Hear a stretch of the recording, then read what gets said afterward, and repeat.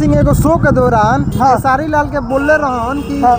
जब तक सांस रही तब तक दिल में रखम, लेकिन एक बार फिर से एगो शो भइला तो में पवन सिंह हाँ। खेसारी लाल के कहत रहे कि हम मिलले ना चमाज उनकरा से। तो ठीक कहत रहे, एक नंबर काम कहत रहे। का है जब मुसीबत में पड़ल पवन सिंह तो खेसारी लाल मजा लेवे लेवे कि ना मजा आए तो केहू कोई भाई मजा लेबो भेंटो करे के अथी करबो ना। एक नंबर काम कहले बड़े खेसारी भैया से हम ये कहम कि मजा लेवल बंद कर दी आ देखिए एकदम राम लक्ष्मण के जोड़ी लागे लगी।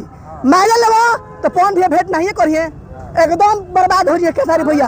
पावर स्टार बनू टुनटुन यादव मजा लेवल टुनटुन यादव उनका एक नंबर गायक है। टुनटुन यादव देखा गाना चलल उनकर खेसारी लाल से घड़ी के युग में टुनटुन यादव के जरूरत गाना चलता, लेकिन विवाद में वहाँ के ना रहिला। लेकिन खेसारी लाल भैया पवन सिंह के बारे में स्टेज पर हिलता तो है कहला क्या जरूरत बा। मतलब कि खेसारी लाल जान से उनको खुद आते हैं। हाँ खुद आते हैं, भीव खाती सब भीव के चाल बा। जय श्री राम।